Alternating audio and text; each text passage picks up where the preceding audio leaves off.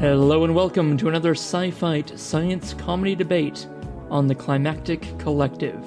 Thank you for joining us for this podcast adaptation of a Sci Fight that took place on the 12th of August 2021. Appropriately, for the first ever online Sci Fight, the topic of this debate was, should the human brain be uploaded to the cloud?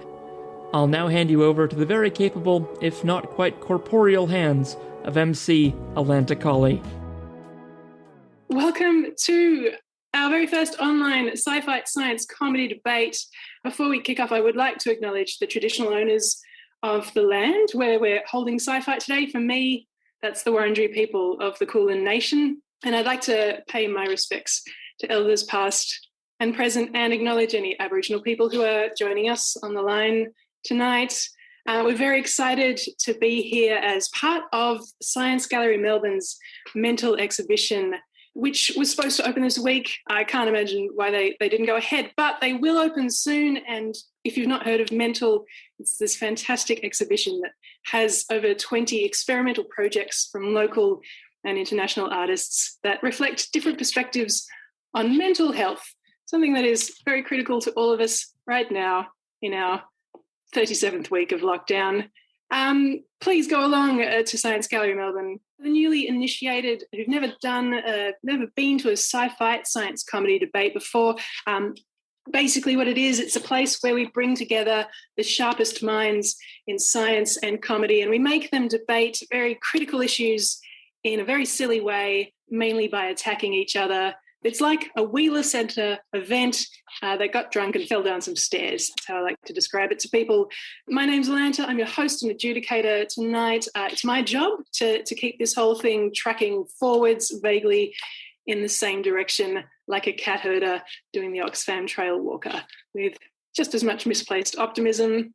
I'm very excited to have this Sci-Fi online. It's great for all of those of you out there like myself who are in lockdown, or if you're in isolation or quarantine, or if you just don't like other people very much, this is also a perfect way to join us. In addition, if you get bored at any moment during tonight's debate, if the adrenaline of potential technical issues isn't enough to entertain you, you can play a guessing game of just how many of the debaters are wearing pants at any given time. It will not be 100%. Now, we do have the chat function going throughout the debate. You are welcome to post comments in the chat, but just like our government receiving the IPCC report, there's a very good chance that your comments will be robustly ignored. So keep that in mind. Now, tonight's topic could not be more fitting for an online debate. It is, should we upload our brains to the cloud? And as the gap between what a human brain and a computer can do shrinks, we must ask the question, why not combine forces? For most of us these days, we're already relying on technology, the digital realm, to tell us where we're supposed to be right now, how to get there, and whether to expect a dental exam or a pap smear on arrival. Hope is not both. So why don't we fully commit to going entirely online? Computers do a lot of things better than us. They can focus better than us. Very rarely has a computer been switched off for scrolling Twitter. But as we increase our digital identity, have we overlooked the essence of what truly makes us us? Can a computer ever truly replicate the complex, flawed, random, magical inner world of human beings? For example, right now, I'm thinking about whether or not Indiana Jones ever took out travel insurance. Could a computer do that? Now, to convince us that, yes, we should upload our brain to the cloud, I would like to introduce the affirmative team for the argument for computers. We have joining us Matt Coffey, Rosa Zwire, and Wade Kelly. You can just hear the cheers in those living rooms across Melbourne right now, affirmative.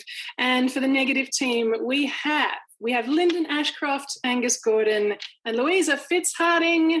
Yeah, before we kick off with the debate, I will check in with each of the debaters. We might start with you, Matt, if you can unmute yourself. Are you there, Matt? G'day. Welcome. This is your very first Sci-Fi. It's great to have you here. Would you describe yourself as tech savvy? Kinda. I think it varies tech to tech. I think it varies. You know, I'm right on the cusp of being in touch with the youth. I think when it comes to apps, definitely out of it. TikTok, no way. Everything else, kind of all right. What's the most important tech in your life that keeps you going? That keeps me going? Probably the phone. Got to have it on me all times. Good. Well, I hope tech is on your side tonight, Matt. Thank you very much for joining us. I'm going to throw to Rosa. Welcome, Rosa. Are you there? Yeah, hey. Welcome back to Sci Fight. Very lovely to have you. Wonderful to be here. I'm in my bedroom. I love my bedroom. It's great. It's all in the mind. Just imagine you're somewhere else, unless you want to be in your bedroom. You can be there if you want. You're younger than me. I'm going to posit. What was your youngest memory of the cloud, of the internet? Can you cast your mind back? Golly. An early computing memory was like when we finally had like multiple computers in our house that could play Warcraft 2 together, like multiplayer. And I have very strong memories of that because I was pretty little, but my siblings were quite a bit older than me. And I just liked making like levels that looked really nice and not actually like winning the game. I don't remember first memories of the internet, but my dad did computer things. So he was like all over it. Oh, that's lovely. And Warcraft is that hallmark of civilization that really brought us into the world. Well, thank you for joining us, Rosa. We look forward to hearing more from you in a moment. I'm going to throw to you, Wade. Are you there, Wade? Yeah, I'm here. I'm also looking at the chat, which is absolutely hilarious and delightful. And we've already decided that Rosa's flatmates have won the debate.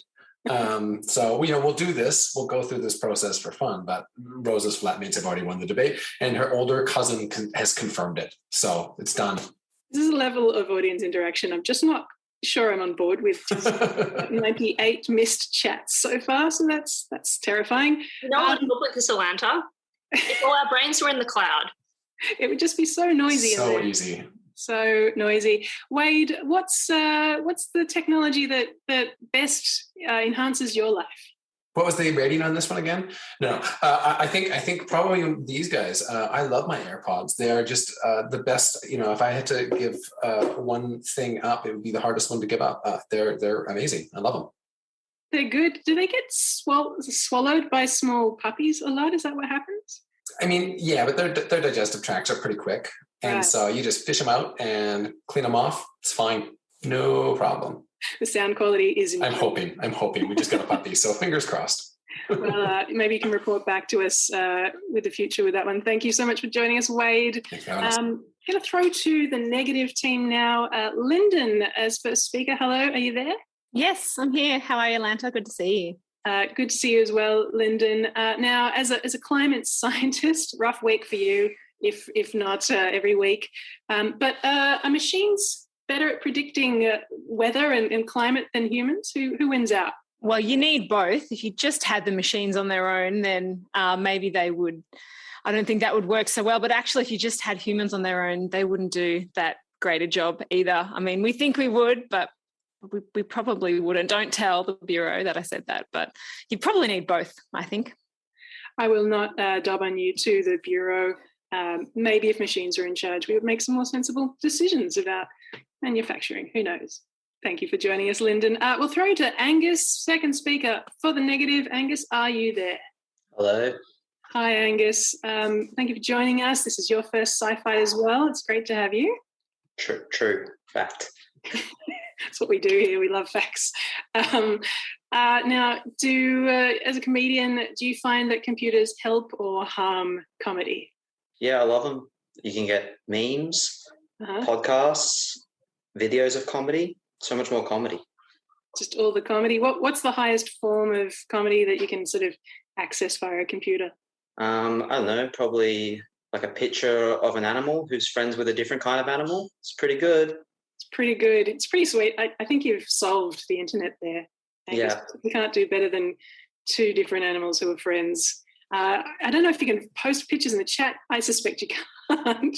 But let's just all imagine our favourite paired of animals just hanging out, having a wonderful time together. Thank you for joining us. And I'm going to throw finally to Louisa. Hello. Howdy.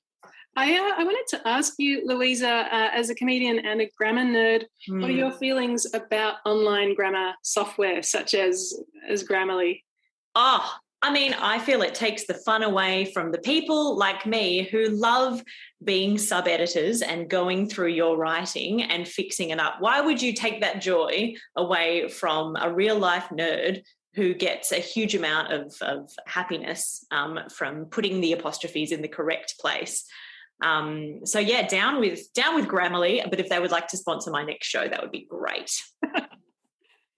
I'm sure they're not in the chat tonight. Thank you for joining us, Louisa. And you heard Louisa. Keep your spelling errors and your grammar mistakes in there and share your work with an out-of-work sub-editor today.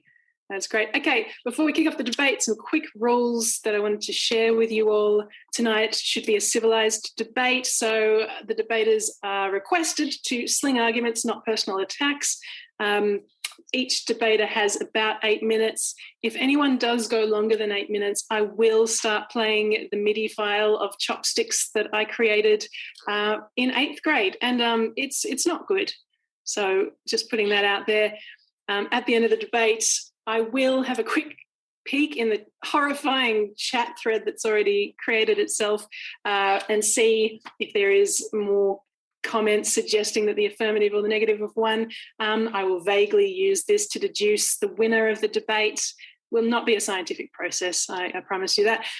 So enough from me to introduce our first speaker for the affirmative tonight. It is Matt Coffey. He is a mediator at the Science Gallery Melbourne. He's also a science student, an all-round nerd whose cloud brain file size would be that of a high-quality GIF. Please, wherever you are, make some virtual noise for Matt Coffey. Thank you so much for having me, guys. My name's Matt. I'm 24. I've got a bright green headset. My record for 2-minute noodles is a lightning 1 minute 48 seconds. You would not believe. I'm onto it. So the topic for this evening, should we upload our brains to the cloud? Yes, definitely. It's a no-brainer, okay? But before my big brain teammates and myself tell you why, let's get some context. So what is a cloud? In meteorology, a cloud is an aerosol consisting of minute liquid droplets, frozen crystals, and other particles suspended in the atmosphere. Lame. In computer science, the cloud is a data storage location consisting of half-finished work documents, 700 pictures of that cute animal you saw that one time, and an MP3 version of Toxic by Britney Spears, all of which are suspended in a parallel dimension. That's pretty cool. That's pretty nifty stuff. People tell me all the time to get my head out of the clouds. I reckon it's time for me to get my head in the cloud. So, what is a brain? Now, I'm a young adult male. Okay, this thing, a brain, I'd never heard of it, right? So I had to look it up. And according to, I don't know if you can see that, the Britannica of brains that I have purchased specifically for this event, it is this, okay? It is a squishy, wrinkly mass rolling around in your head. It's grey, but also red. This was written by Dr. Seuss, I should mention. It's also responsible for remembering things, but also for forgetting them, and does what you want it to, but not always, and does most of its thinking when you're trying to sleep because screw you, I guess. Right. That's the brain.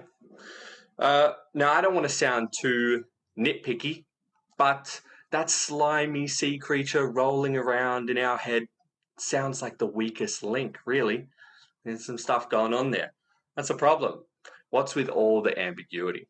What's with the weird priorities? Why is it that when I'm on a date, I suddenly remember that time that, or all the times that I said you to a waiter or a flight attendant when they asked me to enjoy my service, you know, or that time that I farted in front of a girl in grade 9 and I told her it wasn't me, even though it was just us two at the bus stop. Look, Madison, if you're watching this, I'm really sorry, okay, for stanking it up at the bus stop. I was really nervous. Okay, I'm really sorry if you're out there. Anyway, what was I talking about? Oh, right, brains and clouds. You see how I got sidetracked there? Maybe having my brain in the cloud could have prevented that confession of my childhood flatulence-related lack of self-esteem, okay? There's so much to be gained from having our brain in the cloud. We all like to get out and do things, right? Especially when we're able to. And just think about all the things that we miss out on in our local community because we don't hear about them. We don't know about them. And, you know, that word of mouth kind of thing that we miss out on. But if our brains were a little bit more connected, it would be easier for us to connect as people, especially in our local community. I'll give you an example, right? So I was online the other day and I found something out, and it honestly changed my life. You would not believe just how many sexy singles there are in my area. And they all want to chat to me. I never would have known unless I had gone online to this digital cyberspace. I never would have found that out.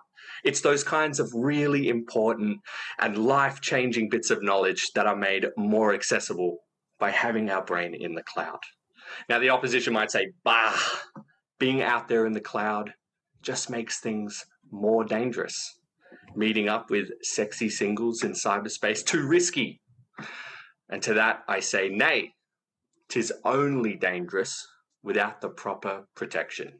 And look, I'll be the first to admit, the last thing you want to do is to have a great night out in some data center somewhere with a cute person or a really cute Intel processor and wind up catching some malware. God forbid, a Trojan, all right? Let's not even go there. That's why you always got to take a firewall with you before going out, all right? There are always contingencies, always things to help, you know? But I'm looking at some of you guys out there. Don't be getting terabyte size unless that's what you need, all right? You're not fooling anyone, okay? Just keep it real. Now, I want to touch on something that's really, really close to my heart. My brain looks like a chicken breast. Like, it is smoother than Frank Sinatra sliding down a mountain made of butter. I have always dreamed of being of average intelligence, you know? And if I had a cloud brain, I could make that dream a reality. Molecular biology, easy peasy. Rocket science? Well, now I rock at science, right? Australian politics? Oh, look, even then I'm kind of doubtful, to be honest. But there's always hope. There is always hope.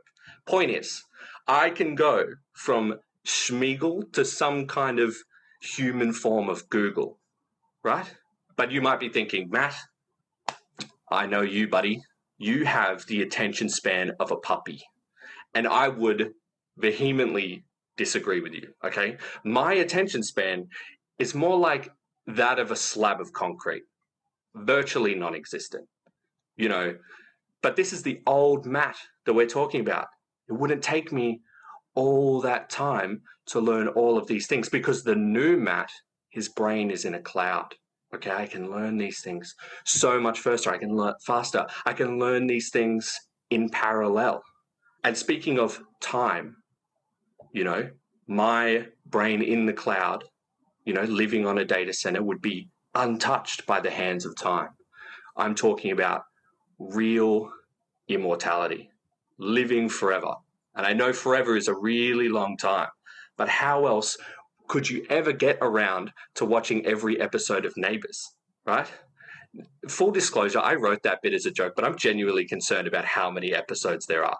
There are 8,650 of them. That's almost more times than I've cried in the shower. Almost. It's pretty close. They're kind of like head-to-head going for the win. I definitely wouldn't feel so strongly about how many episodes are in that show if my life was infinite.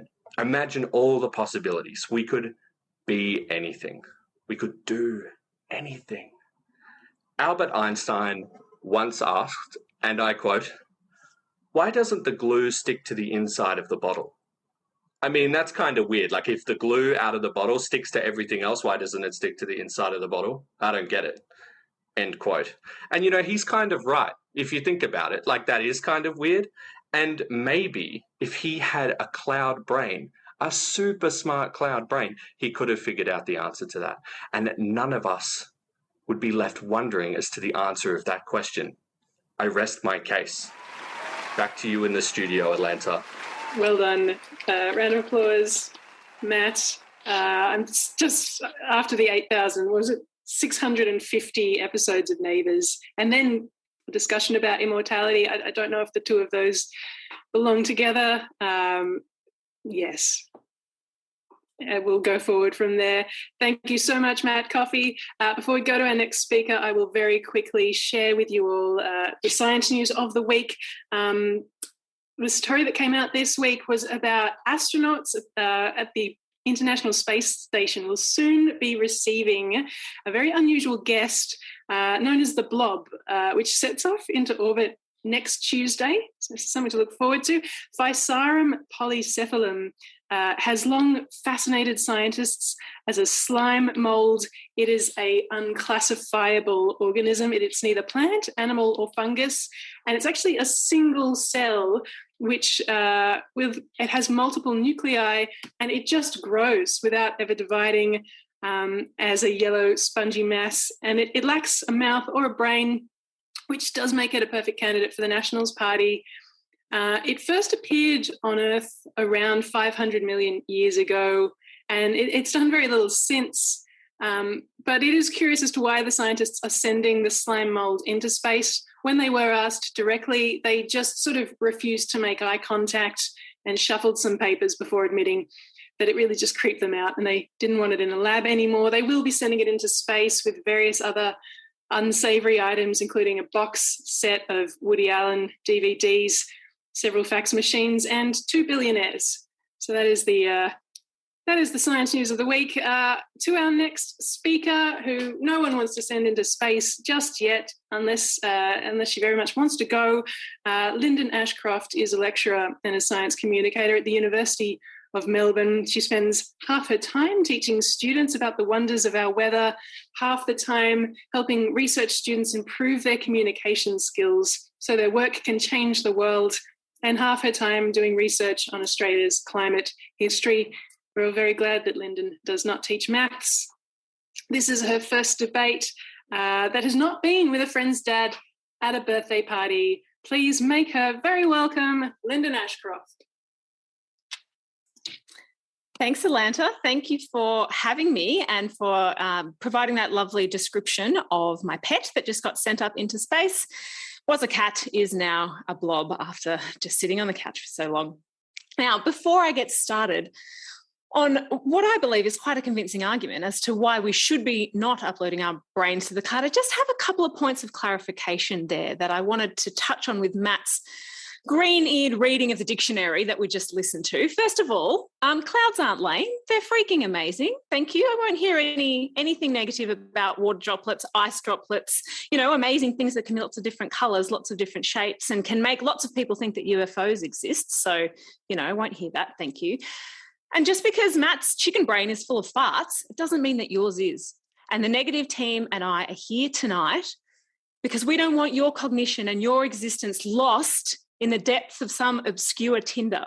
Matt talked about having access to all of the information in the world if our minds were uploaded to the cloud. But we've had that for a while, guys. And what have we done with it? I just watched that video of that kid saying fucking goat 10 times in a row. And then I just looked up how to convert ounces to milligrams. That's all I do. That's all I do with the internet all the time. So we've had this and we don't use it like that. So I'd like to talk about something different. But first of all, I have to admit that I don't know anything about the brain. Not only did I stop studying biology and psychology in year 9, but I am an overworked parent of a teething 1-year-old who you will almost definitely hear crying in the next room. My poor brain, if she did function, she does not function anymore.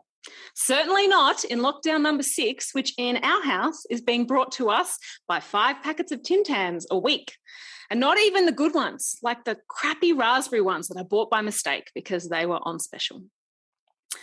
But what I lack in knowledge about brains, I make up for in my knowledge about clouds. And just like their virtual counterpart, these seemingly innocuous and omnipresent creatures are really, actually, Whatever Matt has to tell you in his fake dictionary, they're actually dangerous powerhouses.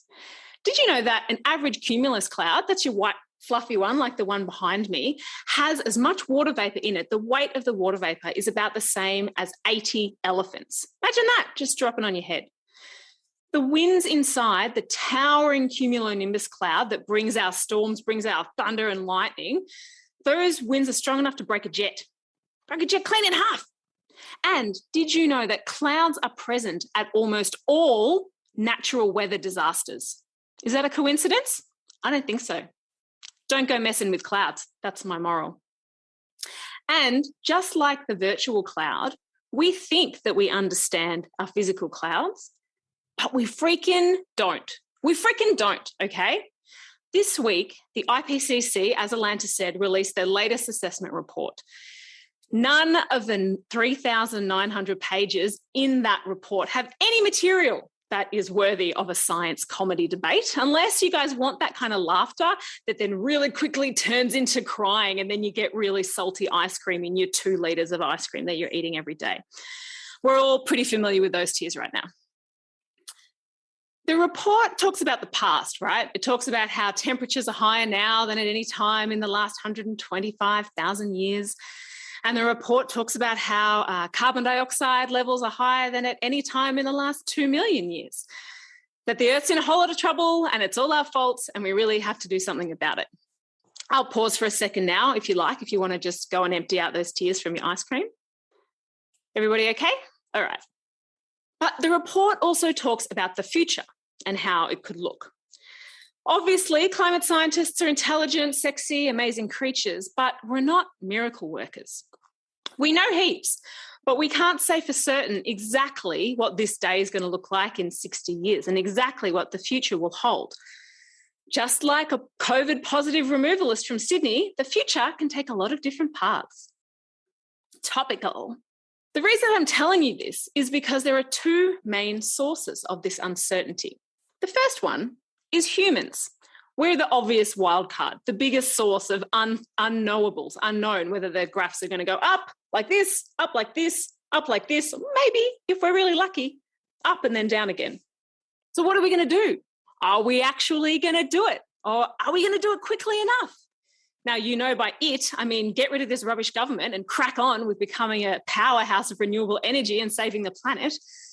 But when and how that's going to happen is a real source of wiggles and grey room in the graphs that we're seeing.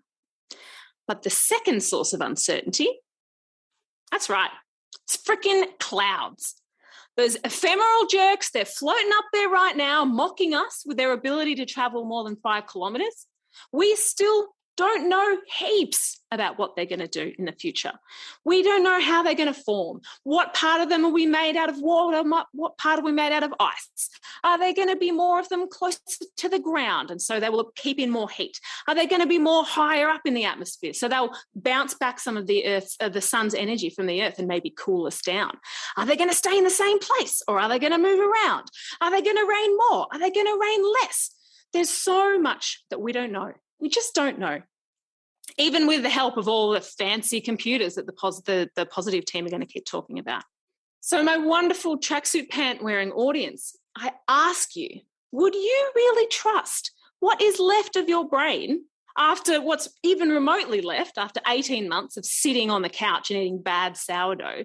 Would you trust what is left of your consciousness with a human-made cloud? These 2 sources of unknowing, these 2 sources of uncertainty, are you going to trust those 2 things mushed together with your very existence just because it makes it marginally easier to order pizza on your phone? No way. Not for me. No, thank you very much. To me, deciding to leave our brains to the cloud in some Zuckerberg-developed universe is not only dangerous, but it's defeatist. I think that if we commit our brains into the virtual world, it'll mean checking out of this very one that we're all so desperate to get out into right now. I don't know about you, but apart from the 60 hours that I was in labour, and what a break that was, I've been living in a largely virtual world for the past 1.5 years. And look, it's great to see you in any form that I can get. Welcome to my house. It's lovely to have you here. My brain feels as if I've just created about 50 different Horcruxes. It has been so splintered and frayed and fractured, and my soul and sanity has been sheared from my body thanks to all the Zooming and teaming and Googling and slacking. Oh, why? Why would we want more of this? Why would we choose this? Wouldn't you rather choose to be in a real world?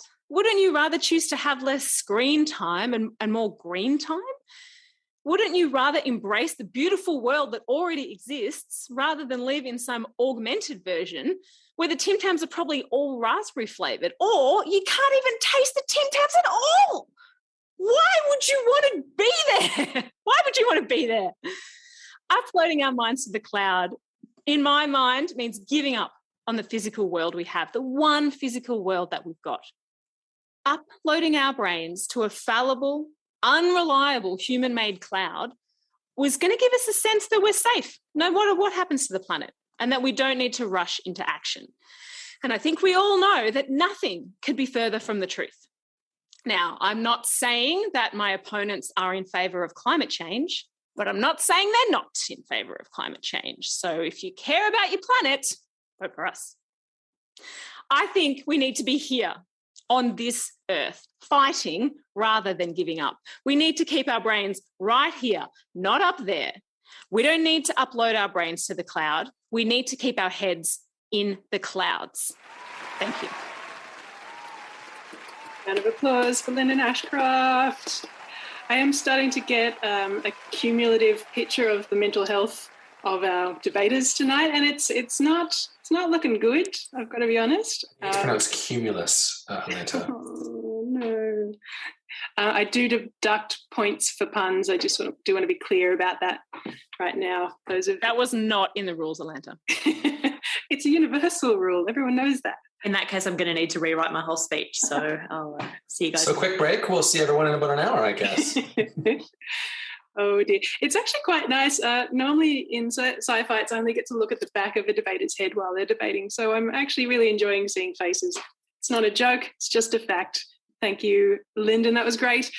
Very quickly, in some more science news before we go back to the other team. A report was released this week that apes have been observed starting and ending interactions just like humans do. So that's good news.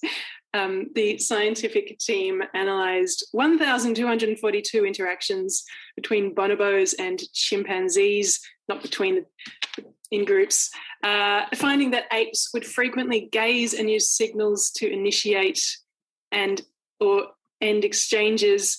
And humans have been shocked this week to learn that we're not the only species who partake in social niceties, raising questions about whether the chimps also make inane small talk about the weather, the local football team, or the declining quality of bananas. The apes' opening gestures do include touching each other, holding hands, or butting heads, which scientists do say definitely does get someone's attention, but shouldn't be attempted with strangers at the local supermarket. They did also find, which I found interesting, was that the closer that the chimps actually were to each other socially, the shorter the lengths of their exchanges were, or they just didn't even bother with the social niceties. So if a chimp is rude to you, know that it means that he considers you a close personal friend. And now a close personal friend of mine is our next debater. Rosa is a real human person who is not commercially affiliated with any tech companies offering consciousness upload services, which is a very weird way to introduce yourself, Rosa. The lady doth protest too much. Mostly, Rosa uses her very much in her body brain to make creative educational experiences. She dreams of a future where maths isn't a dirty word, but promises not to make it happen with a brain software update. She currently works at Science Works, where she occasionally makes small children cry by squashing liquid nitrogen-cooled rubber ducks. But she tells us it is all for science. Please welcome to the stage. It is Rosa Zweier. Hey everyone, this is weird. How weird is this? I can't not getting anything from the audience.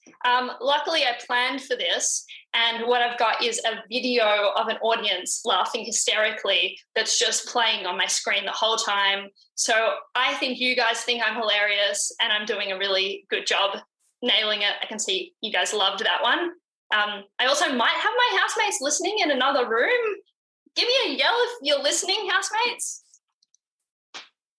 They're not listening. Can't hear anything. It's fine. It's fine. I don't need any encouragement. Thank you all to Matt for opening us up, to Lyndon for your amazing words just there. I just wanted to point out that in Lyndon's speech, she actually just mentioned that her brain is actually not functioning very well at the moment. So I'm just not sure if that's like the best way to encourage people to agree with your perspective. If your brain's not functioning that well, my brain is functioning great. So just for some audience confidence, going well.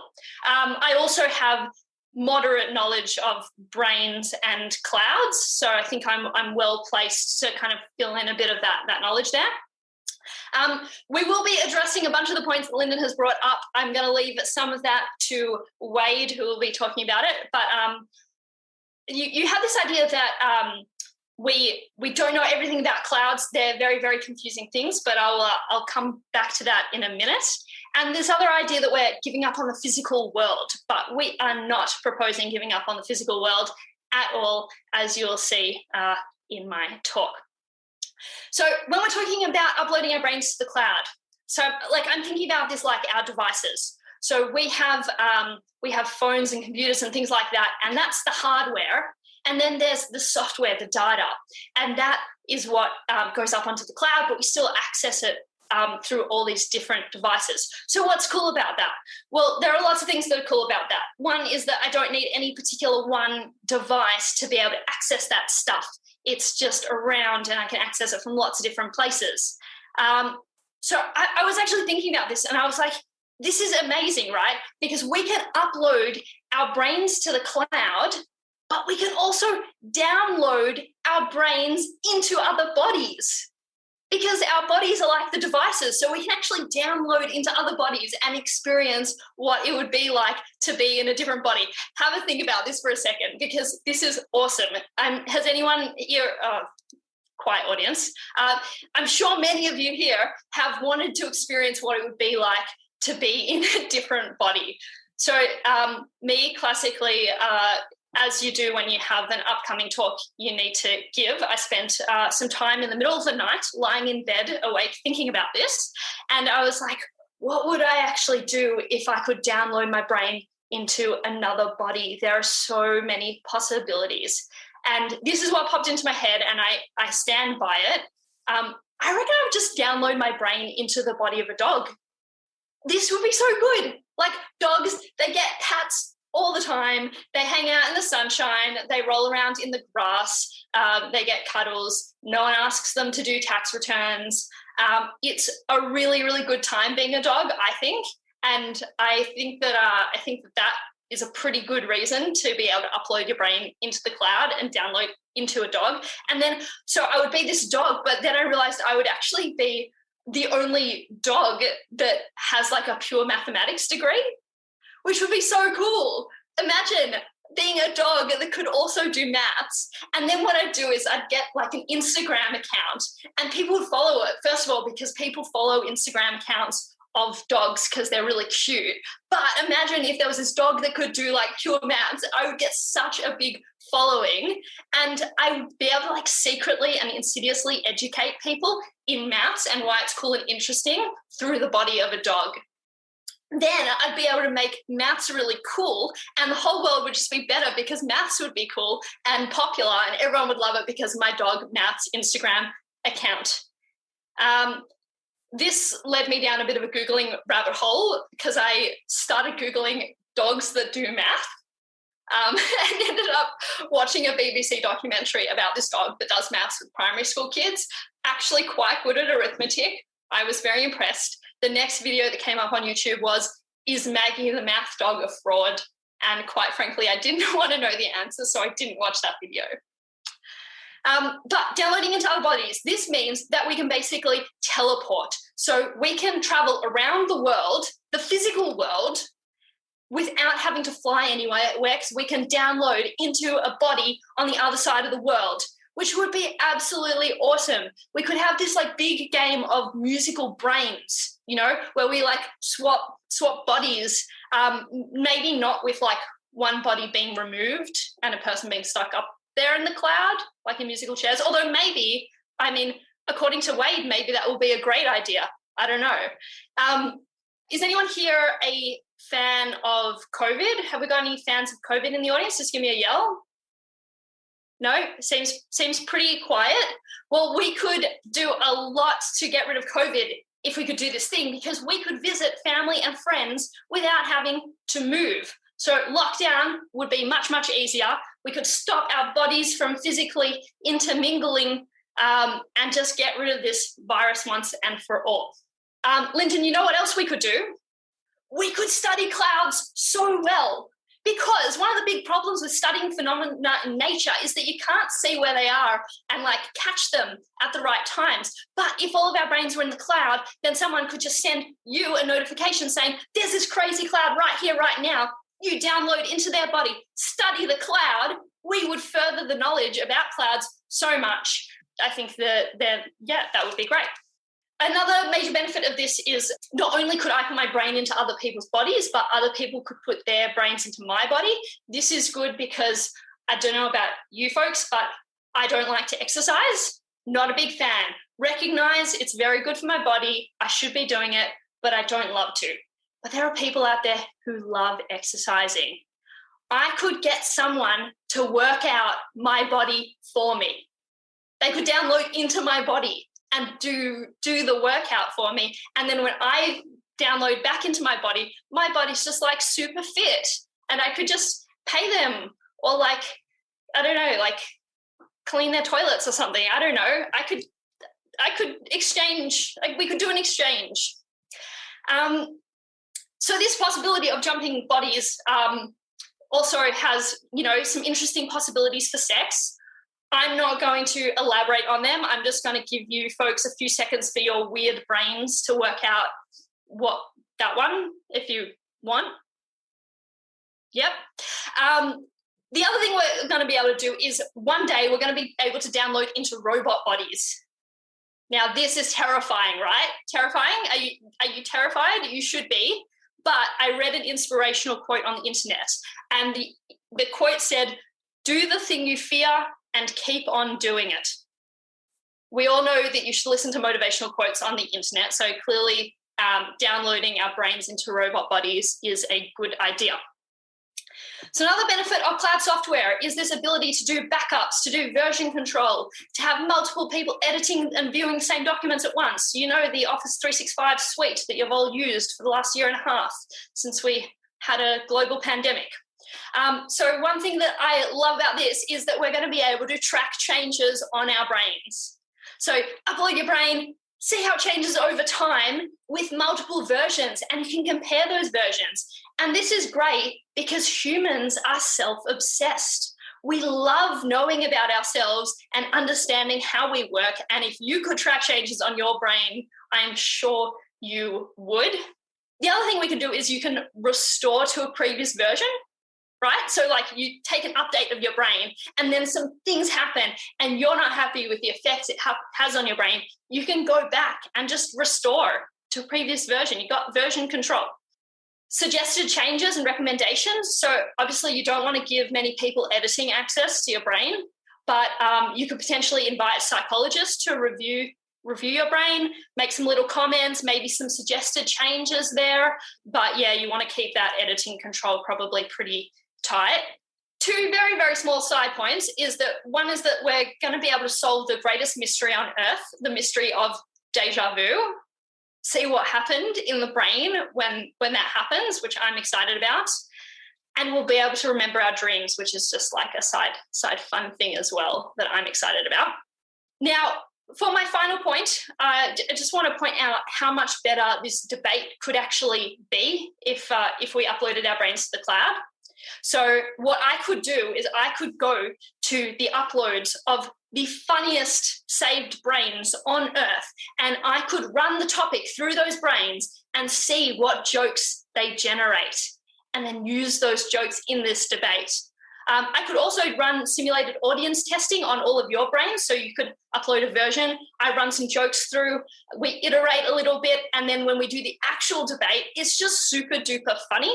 So in conclusion, if you don't actually think that we've been that funny or made very compelling points, then you should vote that we should upload our brains to the cloud, because if we did, then our points would be better and our debate would be funnier.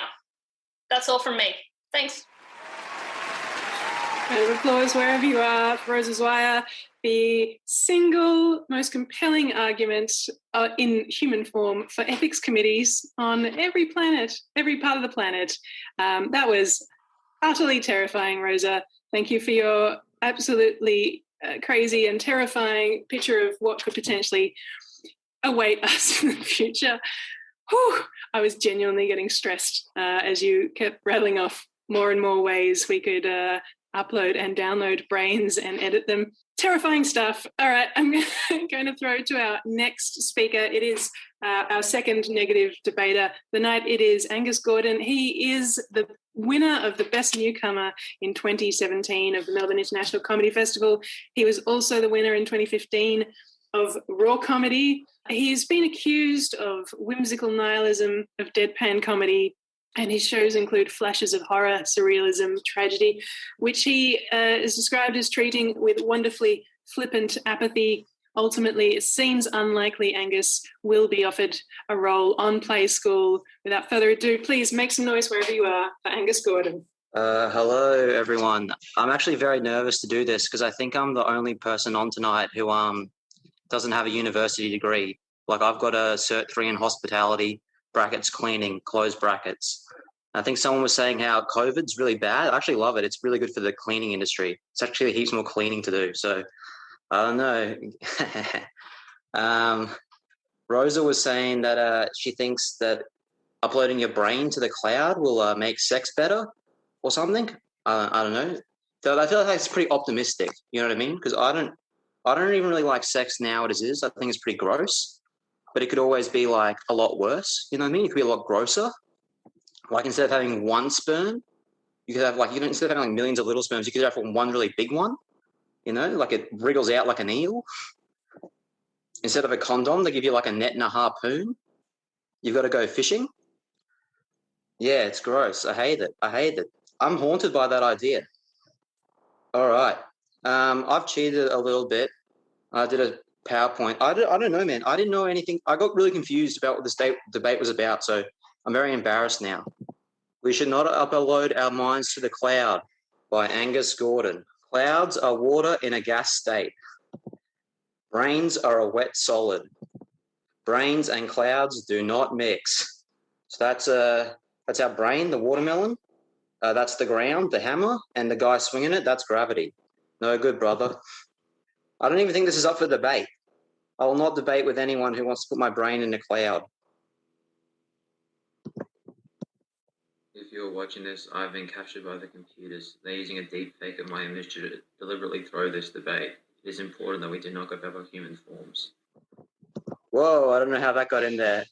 All right, little joke. Now, if you're referring to the cloud as a network computing facilities providing remote data storage and processing services via the internet, then it was also a bad idea. Time for the serious comedy debating. Like I said, I'm a comedian. Like, I don't know anything, you know what I mean? I don't have a degree.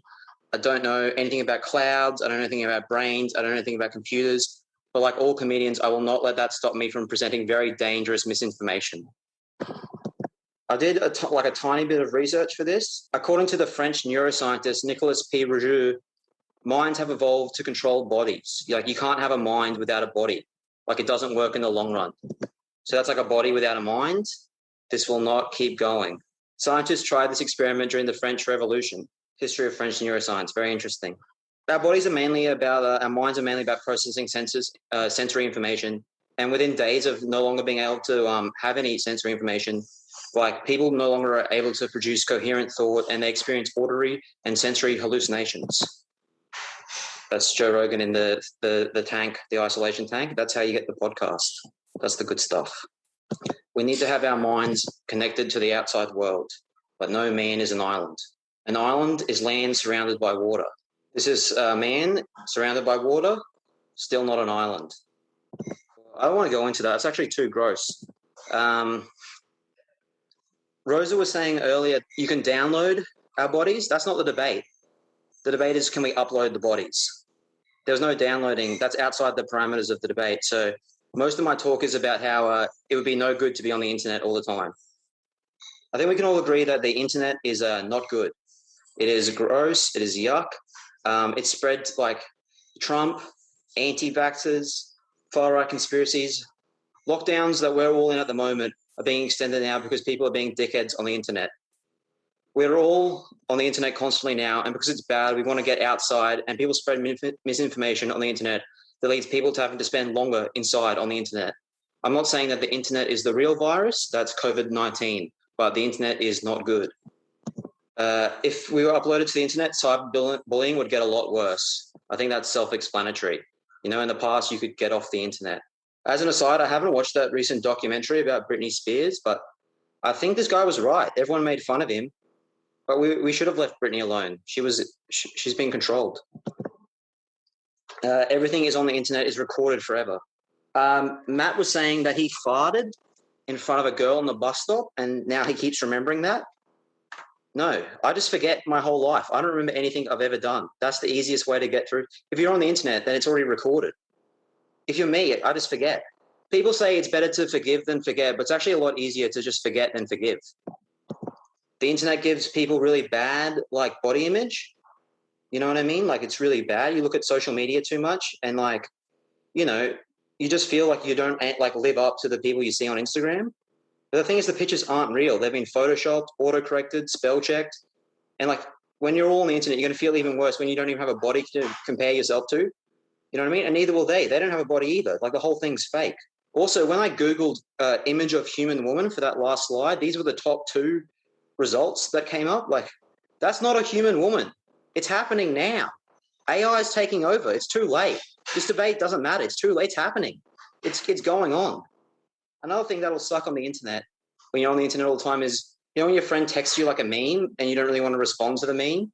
But like, if you're on the internet, what are you going to say? Like, I've been busy in the physical world doing other things. They know that you're just checking your phone.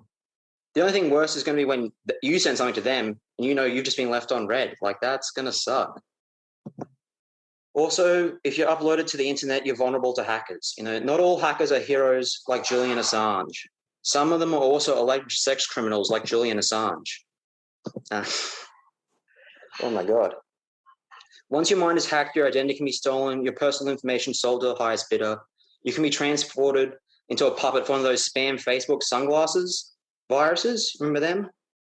Or you'll be able to talk about to your friends, it's like this great deal, you got on designer sunglasses, and your friends are like, I'm a mind in the cloud, I don't need sunglasses, I don't have eyes, a nose, or an ears, or as I call them, the holy trinity of face sunglass architecture. And then you're going to be like, oh, it's like an NFT thing, you know what I mean? Like, it's an NFT thing, and they're like, what's an NFT? And then you've got to explain, like, it's this technology, it's powered by the blockchain, and now you're even more annoying when you were just a virus trying to sell sunglasses to people.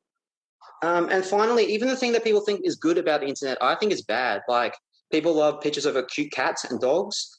That's actually very triggering for me. Like, because I got a dog during lockdown for my anxiety, right? But get this, my dog, he doesn't give me any respect at all. I get no respect from this dog. But get this, my dog, he bit me. And then I tried to go to the doctor and complain, and the doctor wanted to have me put down. Just joking, obviously. They put the dog down. I felt so bad, though. Felt really bad. Like, the doctor, he gave me a second dog, and this dog, like, he doesn't respect me at all. Like, even less respect than the last dog. Like, get this second dog, he started putting peanut butter on his balls. Like, I'm not going to fall for that again. You know what I mean? Smooth. Yuck. I'm a crunchy fan. All right. In conclusion, just accept death. It's going to happen. Like, your brain. People also, this debate, I don't know, like, I read a few articles, I read like a bunch of articles for this, and then half the articles are like, this can't happen. This will never happen. It's impossible for this to happen. Like, we could just debate anything. We could be like, should we put our brains in the blender so we can live forever? Like, it's pointless. Our side, it doesn't matter. Just you're going to die, accept death. You know, the skull is the best place for the brain. It's the best. It's Lindy, it's trad, it's traditional. It's going to crack. Your brain's going to rot. But that's going to happen to everyone, and life is about learning to deal with that. Thanks very much, everyone. Have a beautiful evening, and I hope we've furthered the cause of science. Round of applause wherever you are for Angus Gordon. Oh dear. If you're not enjoying tonight, please do come back to our next Sci Fight. Should we put our brains in a blender? That's a topic that we will be exploring. So tune in for that one. We are up to our final speaker for the affirmative team. Make you happy or sad, or you may have absolutely no opinion about that. Let me introduce Wade Kelly. Dr. Wade Kelly's passion is helping other people share their passions. He is Nerd Boss for Nerd Night Melbourne, an excellent night that you should get along to when you're not here with us right now. He helps academics mobilize their research into practice to generate an impact and make a difference in the world. The hope is it's a positive difference. He loves storytelling, old typewriters, a good kitchen knife, and board games only complicated enough to pair with wine. When he's not dreaming of visiting his family in Canada, you can find him complaining about not getting to see his family in Canada on Twitter. Wherever you are, make some noise for Wade Kelly. Thank you so much, Alanta. Thank you so much for all the other speakers as well thus far. I'm really enjoying it. Some of the chat I'm very much enjoying, but I'm going to be blocking that while I talk for the next little bit. Angus, you said that you want sex to be a little less gross. Just imagine for a second if there were no moving parts. I think you would love it.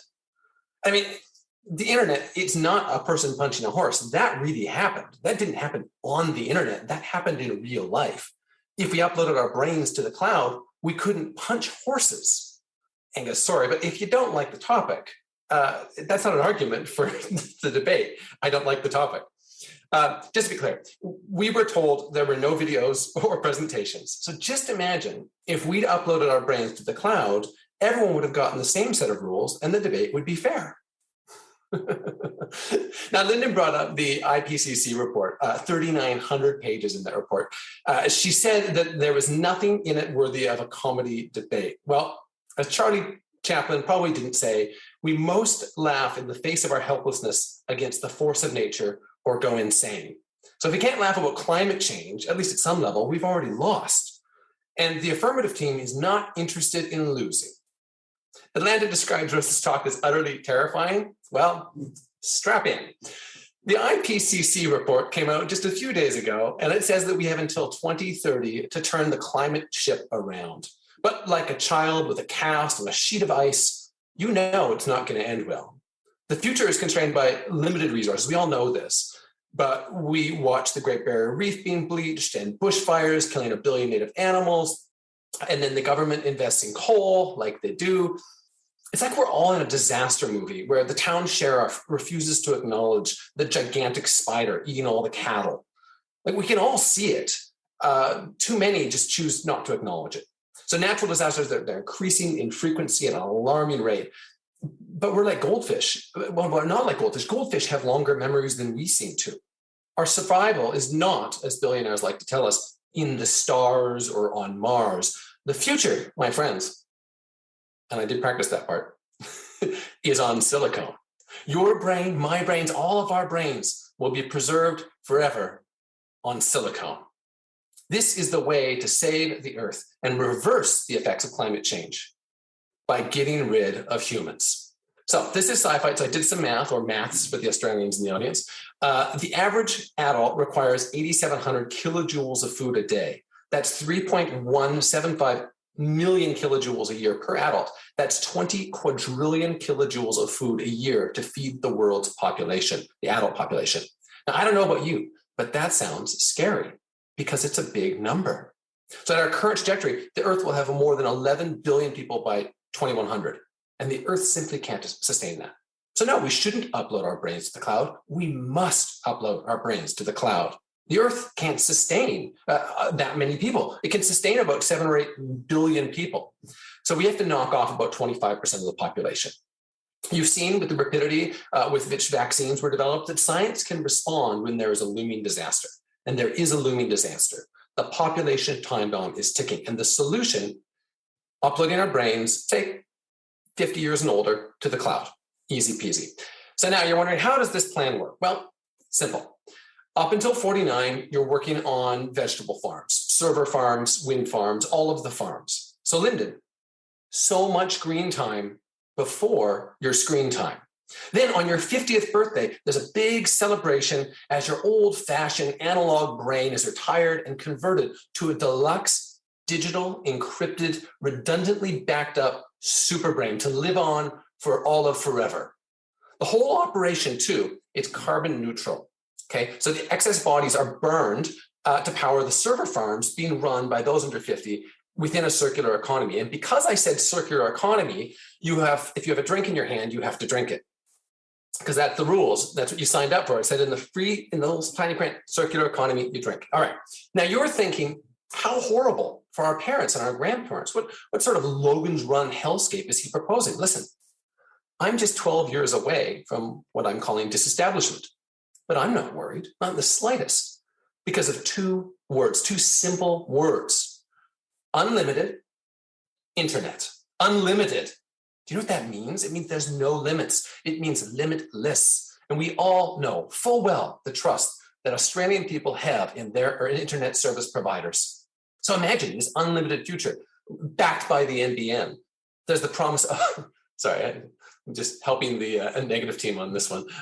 The promise of uploading our brains to the cloud, where once you can travel in an instant, where you can hit a virtual sleep button and be guaranteed a perfect 8 to 4,000 hours of sleep every night. Now, the negative side, they're going to tell you about the joys of physical touch and physical contact, but they have clearly never had their grandmother kiss them directly on the mouth. It's so wet. So wet. Now, we romanticize these things, but do we really need them? I haven't seen my parents in over 2 years. And given the opportunity, I'd be thrilled to meet them in the cloud. Frankly, we should have started doing this years ago. Just imagine how useful it would have been if we'd had Einstein's brain pumping out some more formulas, or Steve Jobs leading us to the next digital revolution. Of course, we should upload our brains to the cloud. The cloud is the future. The negative team, they want to hold back progress. They want to hold back society. They want to hold back you. They bought into the Hollywood spin of what the future holds, and it's always bad. But no one can predict the future. All we can do is embrace it. And so when the time comes to upload your brain to the cloud, and it will come, all 86 billion neurons translated into bits and bytes, I encourage you, the audience, the voters, to not be a Luddite. Rather, embrace the future and save the planet in the process. Thank you. Wait, Kelly, everyone. The topic has just got darker and darker as the night has also got darker and darker. Who knows what lies ahead in this debate? We're going to find out extremely shortly as we move to the third negative speaker of this debate, Louisa Fitzharding. Now, Louisa is an award-nominated actor, comedian, and grammar nerd. She is criminally punny, which I have feelings about. It's too late to act on them now. She recently hosted Lost the Plot, a literature game show at the Melbourne Emerging Writers Festival. She appears regularly in the much-loved improvised comedy troupes The Big Hoo-Ha, Impromptunes, Spontaneous Broadway, and The Soothplayers, and completely improvised Shakespeare. She did a whole bunch of Shakespeare, and she is currently touring her solo show, Kama Sutra, which you should definitely all go and see. Please make some noise for our final debater tonight, Louisa Fitzharding. Hello, everyone, and hello, the esteemed audience, very esteemed adjudicator, and not quite as esteemed affirmative team. Just before we get any questions about it, I just want to establish that, yes, like Mrs. Frizzle from the Magical School Bus, I do have an outfit for every possible Sci Fight topic. This one, of course, being covered in clouds. Now, the affirmative team seems here to think that uploading our minds to the cloud would be awesome, just like the Matrix. But I'm here to tell you that it would be terrible, just like the Matrix revolutions. But before I get into the main reason why we can't upload our brains to the cloud, I would just want to rebut a few points made by the affirmative team. We have Matt Coffey clearly went first. He said there's a bunch of sexy singles in his area. Matt, you don't need the cloud to tell you that. You can get them straight from Woolies. We also had Rosa, who wants us to download our brains into other bodies. Rosa Zwaya, more like Rosa's, why are you making these terrible arguments about a terrifying vision of the future? Look, she wants to live inside a dog and is expecting that she would still be able to run an Instagram account as a dog mathematician. Now, I'm just here to tell you that would not add up because we all know she would never be able to help anyone out with her homework because she would just eat it. And then we moved on to Wade. Wade is somewhat correct in his Thanos-like vision that if we kill all the humans, we can potentially reverse climate change. But there's one key reason why euthanizing everyone at the age of 50 would not work, and why essentially nobody would want to do that, which makes it very hard to convince people. Seriously, we shouldn't be uploading our brains to the cloud, even if we're able to accumulate all of the knowledge. We shouldn't anyway.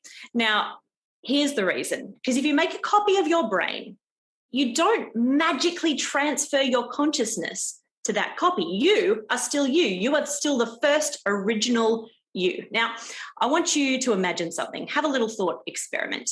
So imagine that you have been offered the opportunity to upload your brain to the cloud.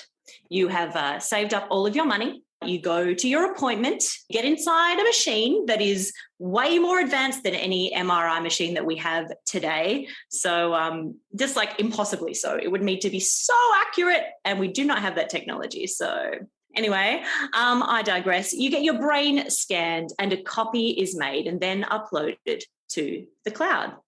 And then what? You pay the bill, which is unlikely to be covered by Medicare, or if it is, the gap would be huge.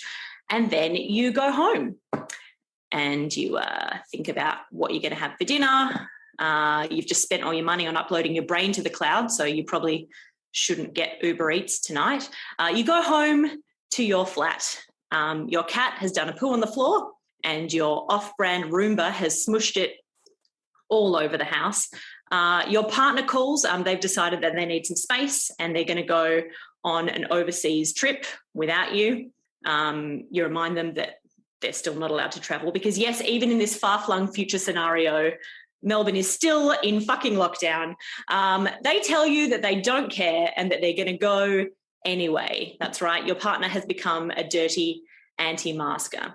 And then when you sit down with your pasta that you've overcooked because you were stressed about your partner joining the alt-right, you discover that you can't access Elonflix, which is, of course, the future version of Netflix, because your payment method was declined, because you spent all your money uploading your consciousness to the cloud.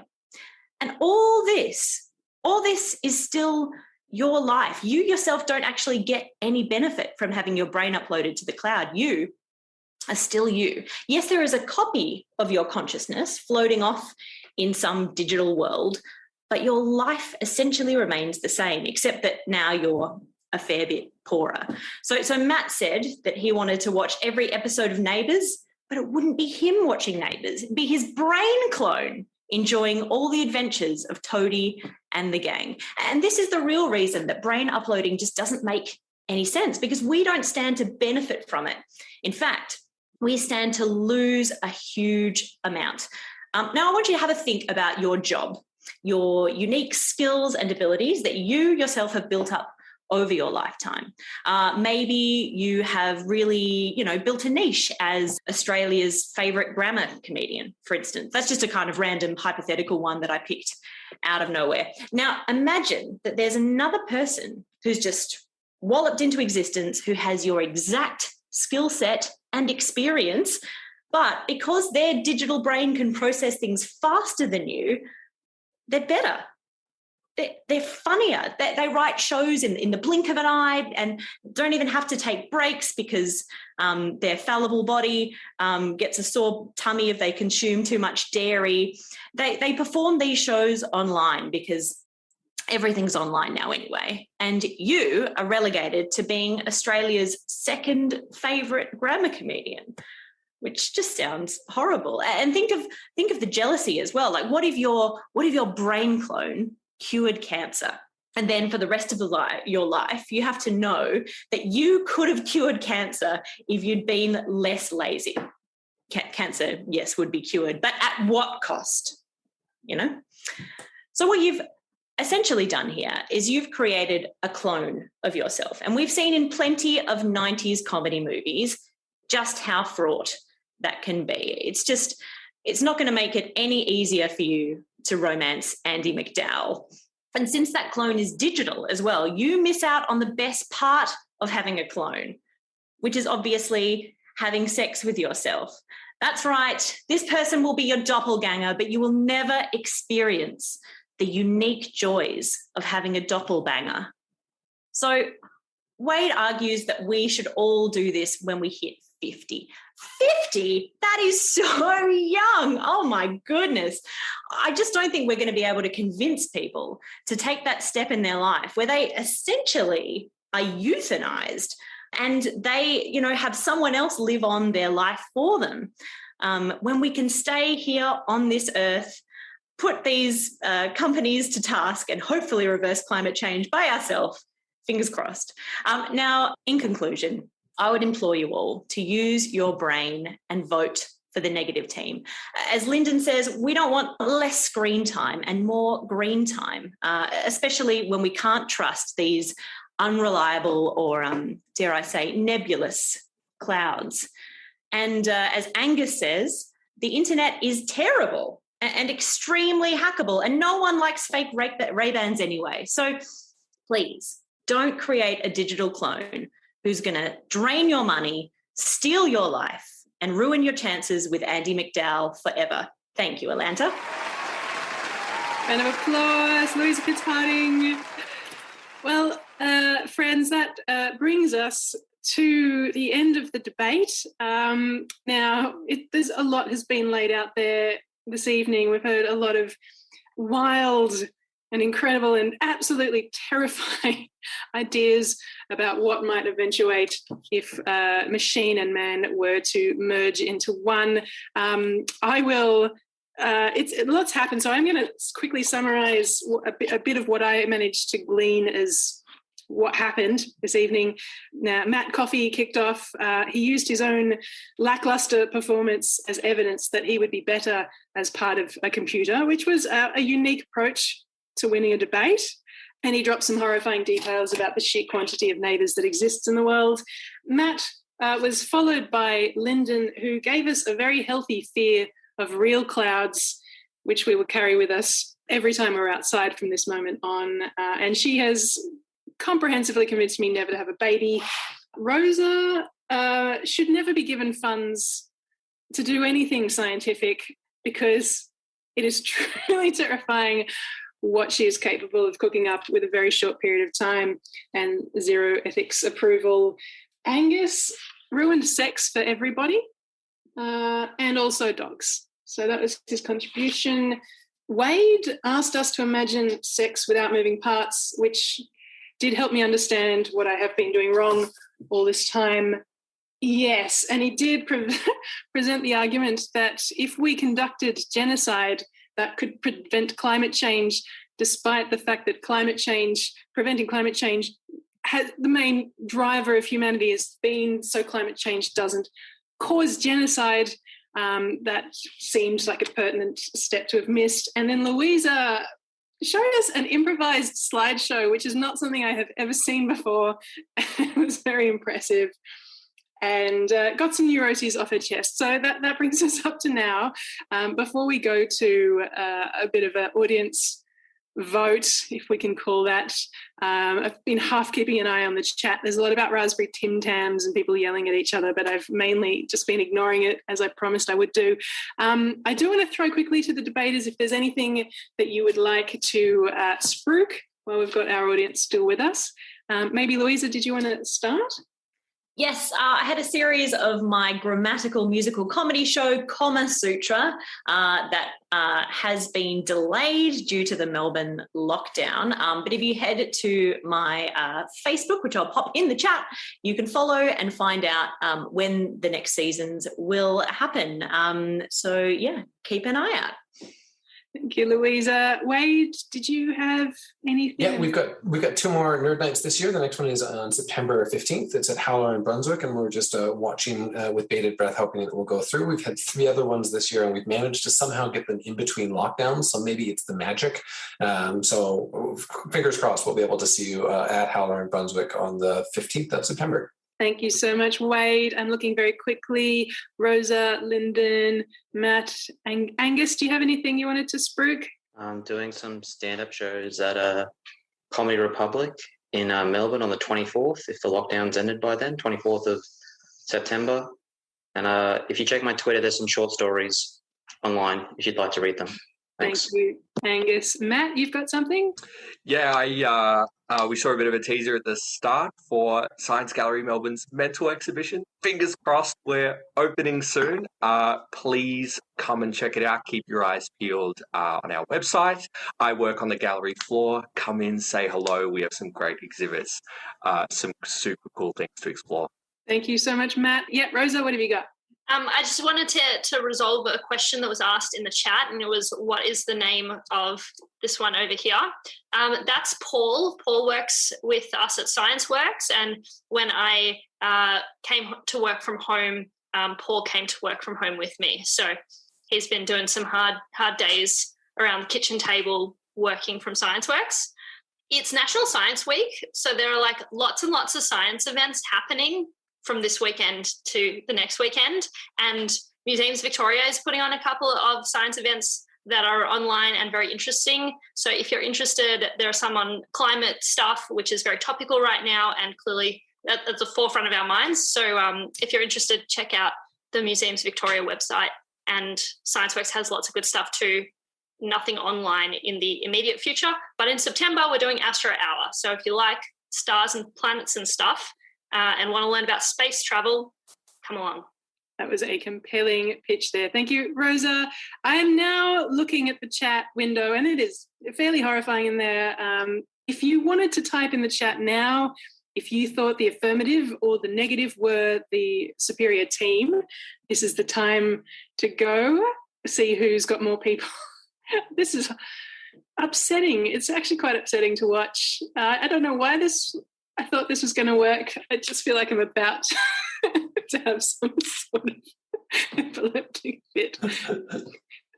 Someone said raise hand is better. This is hilarious. Yeah, it probably is better. I don't know how you managed to see that. The chat was just going so fast. I can count. I'm not going to count. But I am glad that we're now not discussing Raspberry Tim Tams. But Rosa does have a math background, and so you're able to extrapolate based on what you're seeing in the chat quickly in your head, right? Rosa, a quick formula, and you know that the affirmatives took it, right? Yes, I have speed reading abilities, and I'm just doing quick tally, and I'm pretty sure we have it. So this is a science debate, not a maths debate. Yeah, Boys, you want to argue whether maths is a science? No, that's. I like that somebody is out there is counting them. Someone said 30 for the affirmative, 35 for the negative. I'm Stand pretty on sure steam. I agree. Stand steam. Yes.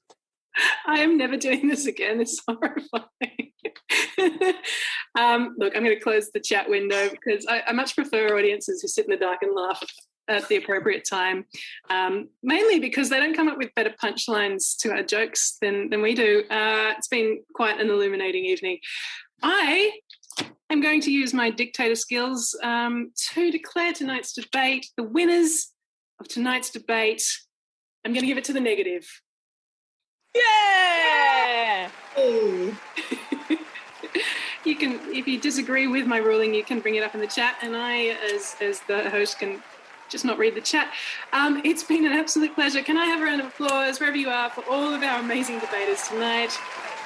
You've all been such an incredible It's been such a pleasure. Thank you for striving through the adversity of a lockdown to be part of tonight and sharing all of your neuroses in the form of jokes. It's been an absolute pleasure. Before everyone heads off, I just want to do a huge thank you to Science Gallery Melbourne for making tonight's event happen. If you want to see Mental Exhibition, as Matt mentioned, you can jump on melbourne.sciencegallery.com to, I think you book yourself in to go into the exhibition now. I've had a sneak preview of some of the exhibitions and they're really, really, really, really, really awesome. Far less terrifying than anything that Rosa or Wade came up with. So please check it out. And if you've had a nice evening and you'd like to see another Sci Fight when we talk about whether or not we should put our brains in a blender or whether or not Rosa should be a dog, please jump on scifight.com.au and sign up to our newsletter. It's been an absolute pleasure, I think, being your host this evening. So thank you for joining us and good night, everybody. The Climactic Collective.